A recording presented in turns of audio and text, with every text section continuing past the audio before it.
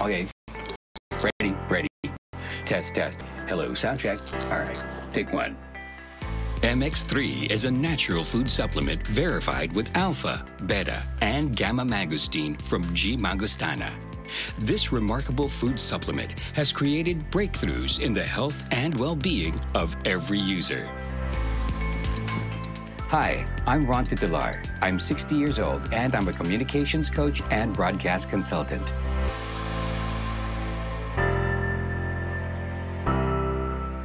MX3 makes me feel good, and so it helps me sound good. The sound you produce through your voice is the result of having a good instrument, which is your entire body. So complete physical health means a lot. We always say that when you're feeling bad, your voice is not going to sound its best. If you're aching someplace in your body, then it's going to show in your voice. In the same way that if you're happy, people can hear a smile in your voice. So it's very important to be in optimal health to have your best voice ever. I believe that God has given each of us a special tool, and that's called our voice. And inside our hearts is a message that He wants us to share, and everyone deserves the opportunity to share that message in the best way they can. Panalo ka sa MX3 capsule mo!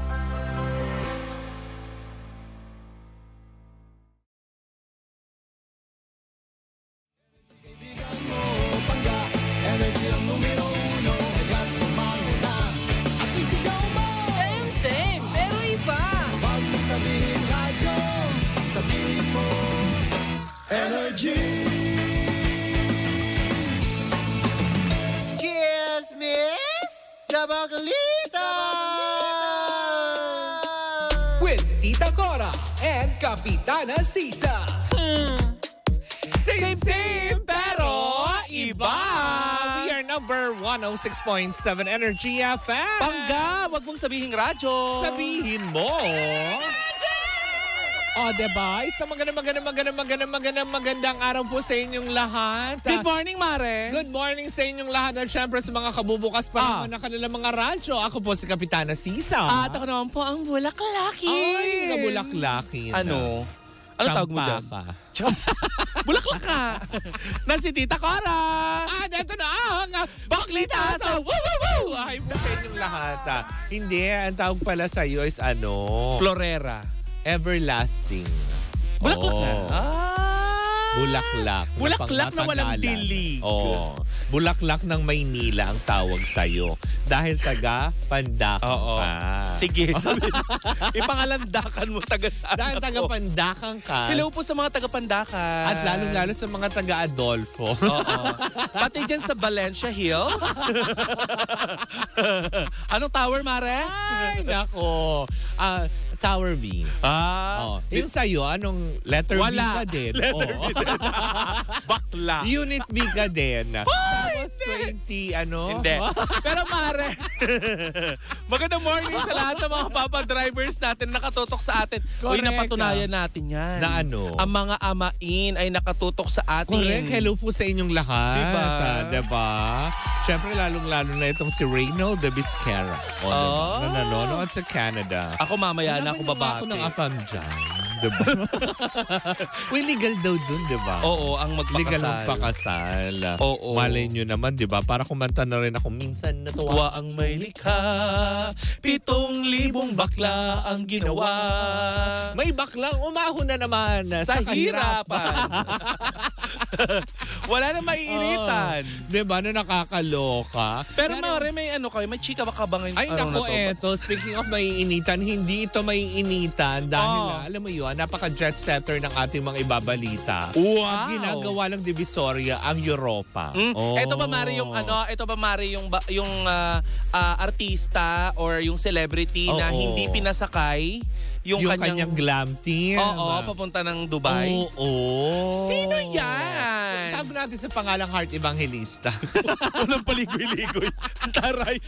Nakakainis. Isago natin sa pangalang Heart Evangelista. Anong sabi ng itinago sa pangalang Heart Evangelista? Natin, dahil nga daw parang hindi daw medyo natuwa daw. Hindi daw natuwa. Hindi ang may likha. Oo. Kung hindi si Heart. Si Heart daw.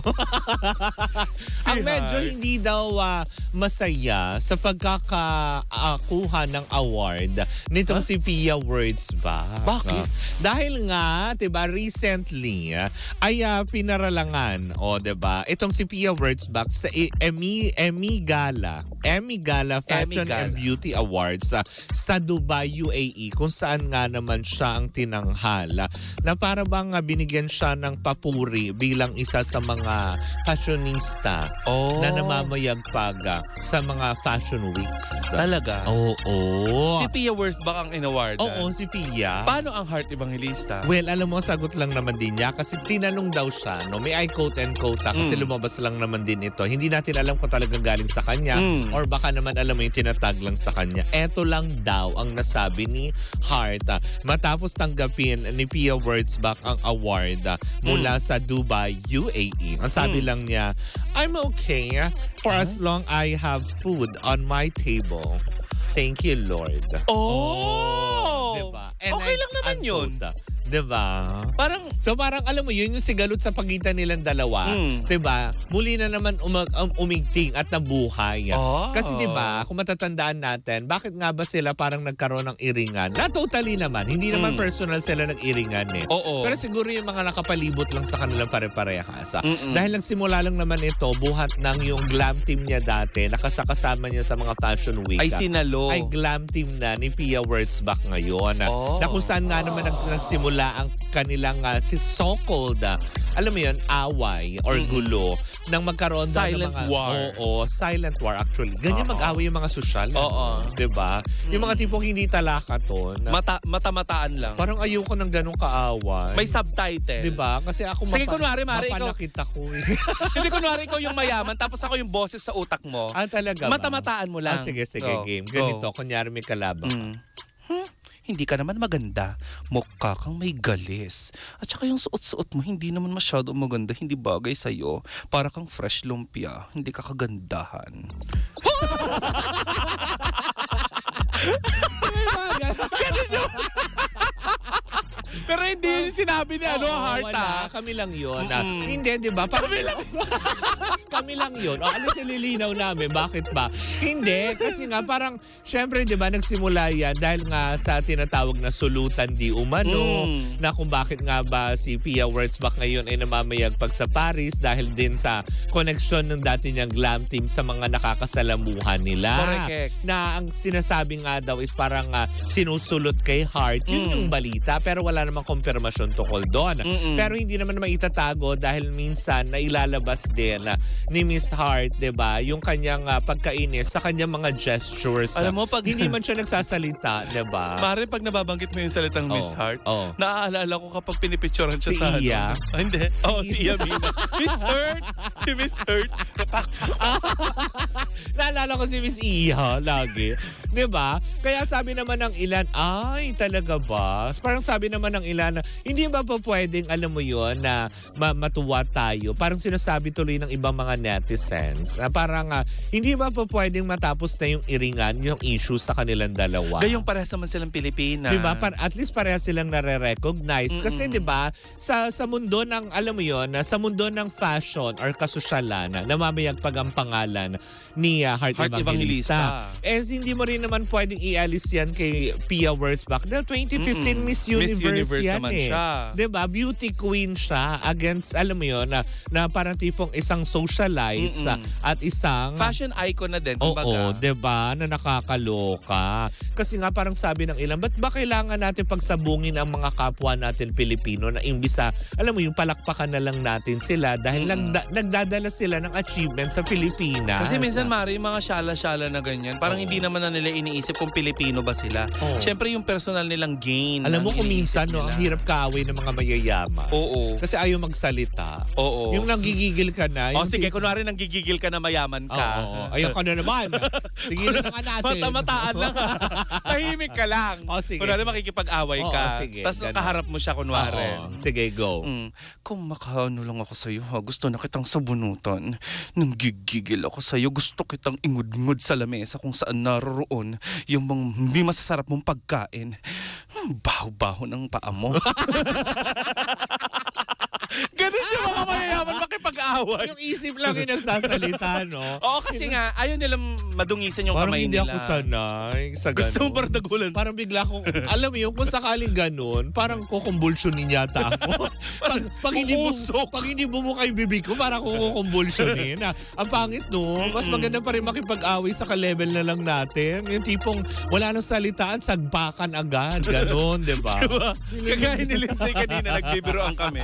How was your day so far? Sabi niya, not your business. Not diba? your business. Oo. B. It's not my business. I don't have business permit. Pero yun na nga, hindi ba? Sana matapos sa intrigahan sa pagitan ng dalawang actress na ito. Dahil syempre, hindi rin nakakaganda para sa imahe sa atin, mga Pilipino. Lalo pa tayo yung nagsisimula ng mamayagpag.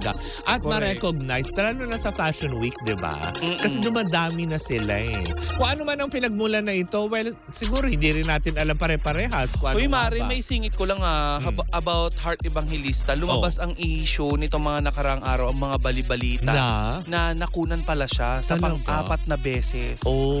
Imagine, Mari, miscarriage niya na 4 na beses nang nakunan. Diba? Napakasakit nun. Tapos yung mga netizen na naman, alam mo yun, wag nyo naman masyadong, alam mo yun, na mag-comment na naman kayo tungkol na naman sa personal ni Miss Heart, tungkol naman sa ganito. Tapos, wala, ano bang nagigain natin doon? Correct. Diba? At saka, Mari, sa pagkomento na lang sa mga ganyang aspeto. Hindi rin maganda na nagsasalita tayo ng masama sa ating kapwa. Diba? Diba? Actually, yung mga hindi naman talaga si Miss Heart tsaka si si Pia ang nag-aaway. Yung mga funny, nagsasabong-sabong. Diba? Tama lang naman siguro. Siguro sa mga ganitong aspeto, bilang mga tinitingala natin mga personalidad, diba? Siguro dapat, alam mo yun, pag may mga ganitong umuusok na lang, siguro may ceasefire dapat. Ba't ka tumatawa? Umusok. Hindi, dapat sila yung nagsi-ceasefire na, "Oy guys, wag niyo nang patulan." Correct. 'Di ba? Kasi lalaki lang. Karamihan naman, Mari, ang talaga toxic diyan yung mga funny. Yun nga lang, obligasyon ng mga artista na pakiusapan. Sawayin. Hindi yung sila pakalmahin. Kalma. Baby, kalma. Ay, hindi ganyan magkalma ang mga sosyal. Huwag mo akong bigyan ng dahilan para sa pakingka. Mare, hindi ganyan magganyan ng mga sosyal. Paano? Kailangan tahimik ka lang. Hindi ko kaya. Sabi kailangan sa utak mo lang ulit. Magbe-vertigo ako bigla. Isa pa. Hindi ko kaya. Kunwari tahimik ka. Hindi ako pwede. yung boss sa mo. Pero sosyal ka, minimal lang yung galaw mo. Sige, go. Kalma, baby, kalma. Huwag mo akong bigyan ng dahilan para kemerut berurut. Hoy! Hindi mo ba marurutin? Ay, nako! Anyways, diba? So much to that. Maging masaya tayo to Miss Pia Words back. Congratulations sa isang karangalan bilang isang Pilipino na makita ang isulat mo na alam mo yun, nare-recognize na din. Dahil Congrats! Hindi lang naman din siya bilang si Pia Words back ang nire-represent niya doon kundi ang buong Pilipinas. Correct. Sabi nga, diba, ni Catriona Gray, she's not representing herself but she's representing the 104 million Filipinos. So, hindi ka sure. Pag diba? high tide, hindi yun. Hoy, hindi naman is lang pinag-uusapan. Bakit hindi populasyon hindi nalulunod ang Pilipino? Hindi dumadami pa. O, 'di ba? Minsan nalulunod din. Dumami ang populasyon ng Pilipinas lalo nung nagpandemya, o 'di ba? Nasa bahay lang. Ginawang marathon ang Churban.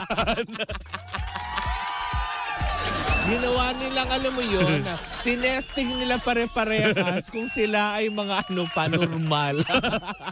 Try nga natin. Tapos ang mga pangalan ng mga anak ay Kubid. Kubid. Tama, diba? Anyway, so much to that. Again, ulitin lang natin na, diba, karangalan ng isa, karangalan ng lahat. Para dun sa mga fanay na may mga komento patungkol dun against sa isa, tigil na po natin. Tsaka tigilan yung kaka-comment ng English. Oo, kasi parang hindi talaga ako sanay, promise. Huwag niyong pilitin ako manahimik dahil kukumbulsyonin ako. Uusok yung... Baka bukas talaga totally hindi niyo ako makausap. Mari, papakilala ko lang sa'yo si Tita Kore. Ako talaga yung nangungumbulsyon kapag nag-iinit. Hindi ikaw. Tama. Well, anyway, so much of that chika sa amin pagbabalik ka. Isang umatig mong chikahan na naman na dala-dala na 2 bakla. Kung ano man yan, ay sama-sama natin pakatutukan yan. Muli pa ako po si Kapitana Sisa. At ako naman yung Tita Cora. And we are still same pero iba. Tuloy-tuloy pa rin po ang ating tugtugan. Siyempre dito po lamang yan sa number 106.7 Energy FM. Pangga! Huwag mong sabihin radyo. Sabihin mo.